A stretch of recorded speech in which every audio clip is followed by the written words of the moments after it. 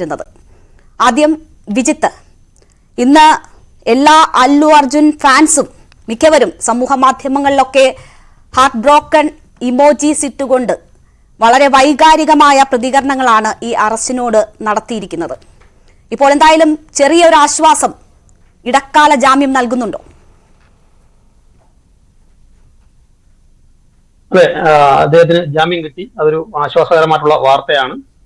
ആദ്യം ഈ ചർച്ചയിലേക്ക് കടക്കുന്നതിന് മുമ്പ് ഞങ്ങളിൽപ്പെട്ട അല്ലു അർജുൻ ആരാധികയായ ഒരു യുവതിയാണ്, യുവതിയുടെ ജീവനാണ് പൊലിഞ്ഞത്. അപ്പൊ ആ കുടുംബത്തിന് അതൊരു തീരാ നഷ്ടമാണ്. അവരുടെ കുടുംബത്തിൽ ഞാനും ഞങ്ങളുടെ സംഘടനയിൽ പങ്കുചേരുന്നു. ഈ വിഷയം അറിഞ്ഞ ഉടനെ തന്നെ അല്ലു അർജുനും അവരുടെ മരണത്തിൽ ദുഃഖത്തിൽ പങ്കുചേർന്നിട്ടുണ്ടായിരുന്നു. അദ്ദേഹം ഉടനടി തന്നെ 25 ലക്ഷം രൂപ ധനസഹായവും പ്രഖ്യാപിച്ചിരുന്നു. അപ്പോൾ ഇത്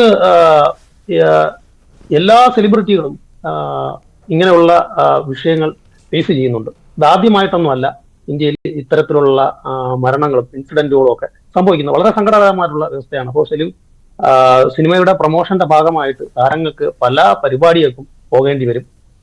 ആന്ധ്രയിലും തെലങ്കാനയിലും ഒക്കെ പലതവണ ഇത്തരത്തിലുള്ള ദാരുണമായിട്ടുള്ള ഇൻസിഡൻസ് സംഭവിച്ചിട്ടുണ്ട്. ഇപ്പൊ റീസെന്റ് ആയിട്ട് ഏറ്റവും അടുത്തായിട്ട് സംഭവിച്ചത് 2017 ഷാറൂഖ് ഖാന്റെ റായിസ് എന്ന് പറയുന്ന ചിത്രത്തിന്റെ പ്രൊമോഷന് വേണ്ടിയിട്ട് അദ്ദേഹം ഗുജറാത്തിലെ വഡോദര റെയിൽവേ സ്റ്റേഷനിൽ വന്നതുമായിട്ട് ബന്ധപ്പെട്ട് അവിടെ ഒരു ആള് മരണപ്പെട്ടു. 2 പോലീസുകാർക്ക് പരിക്കേൽക്കുകയും ചെയ്തു. 2017 ജനുവരിയിലാണ് ഈ സംഭവം നടന്നത്. ക്രിക്കറ്റ് താരങ്ങളായ യൂസഫ് പഠാനും ഇർഫാൻ പഠാനും ഒക്കെ ആ റെയിൽവേ സ്റ്റേഷനിലുണ്ടായിരുന്നു. അപ്പൊ ആ സംഭവത്തിൽ ആള് മരിച്ചതുമായിട്ട് ബന്ധപ്പെട്ട് ഷാറൂഖ് ഖാനെതിരെ കേസെടുക്കുകയും അത് പിന്നീട് ബോംബെ ഹൈക്കോടതി റദ്ദാക്കുകയൊക്കെ ചെയ്തിരുന്നു. കാര്യം അദ്ദേഹത്തിനെതിരെ കേസ് നിലനിൽക്കില്ല. അത് ഇപ്പോൾ എന്റെ അറിവിൽ ഇപ്പം ന്യൂസിൽ നിന്നൊക്കെ ഞാൻ മനസ്സിലാക്കുന്നത് 105 BNS 105, 118 വകുപ്പുകളാണ് അദ്ദേഹത്തിന് ചാർത്തി കേസെടുത്തിരിക്കുന്നത്. ഇത് രണ്ടും നോൺ ബെയിലബിൾ കേസാണ്. 105 എന്ന് പറയുന്നത് മനഃപൂർവ്വമല്ലാത്ത നരഹത്യ കുറ്റവും 118/1 എന്ന് പറയുന്നത് വെപ്പൺ ഉപയോഗിച്ചുകൊണ്ട് ആക്രമിക്കുന്നതും ഒക്കെയാണ്. അപ്പോ ഈ ഒരു 2 കേസുകൾ എങ്ങനെ ഇതിൽ അദ്ദേഹത്തിനെതിരെ നിലനിൽക്കും എന്നുള്ളത് ഒരു ചോദ്യമാണ്. അദ്ദേഹത്തിന്റെ പ്രൊമോഷന്റെ ഭാഗമായിട്ട് വളരെ നേരത്തെ തന്നെ അദ്ദേഹം ഈ പ്രൊമോഷൻ പരിപാടികളിൽ പങ്കെടുത്തിട്ടുണ്ട്.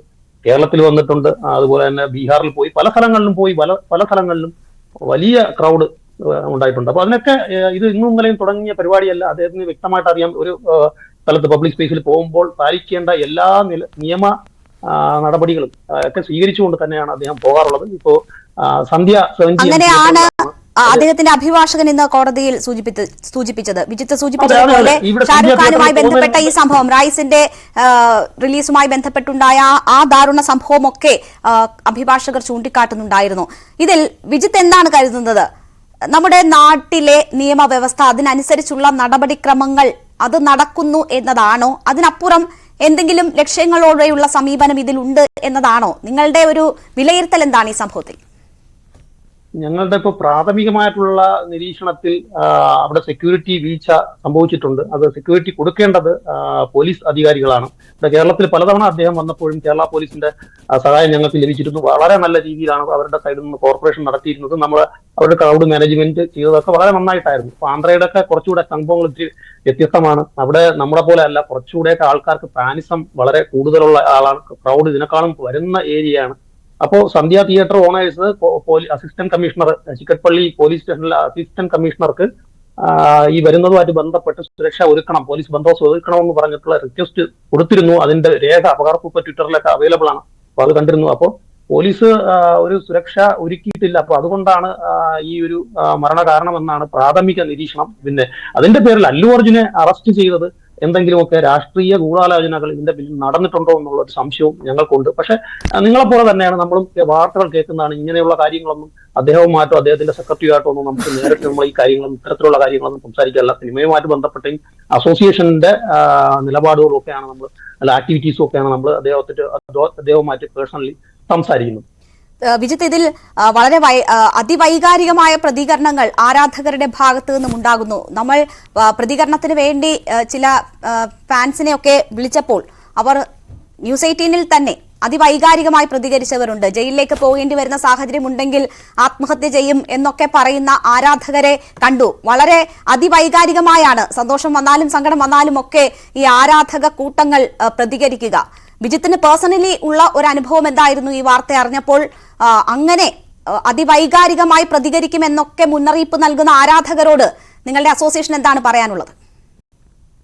ഞങ്ങൾ എന്തൊരു സംഭവം നടന്നു കഴിഞ്ഞാലും സമചിത്തതയോടെ പ്രതികരിക്കുക എന്നുള്ളതാണ് നമ്മുടെ സംഘടനയുടെ നിലപാട്. മുമ്പും പുഷ്പയുടെ റിവ്യൂവിനെ ആയിട്ട് ബന്ധപ്പെട്ട് റിവ്യൂ പറയുന്നവർക്കെതിരെ ആരാധകർ ആക്രമിക്കുന്നു എന്നുള്ള രീതിയിൽ വന്നു. അപ്പൊ ഈ കേരളത്തിലുള്ള എല്ലാ ആരാധകരും ഒരു രക്ഷാധികാരി എന്ന് പറയുന്നത് അല്ലു അർജുൻ ഫാൻസ് അസോസിയേഷൻ അല്ല. ഞങ്ങളുടെ ഫാൻസ് അസോസിയേഷനിൽ മെമ്പർഷിപ്പ് എടുത്തിട്ടുള്ള ആൾക്കാരുമുണ്ട്, എടുക്കാത്ത ആൾക്കാർ നിരവധിയുണ്ട്. അതിലൊക്കെ മെമ്പർഷിപ്പ് എടുക്കാത്ത ആൾക്കാരാണ് നിരവധി കൂടുതൽ.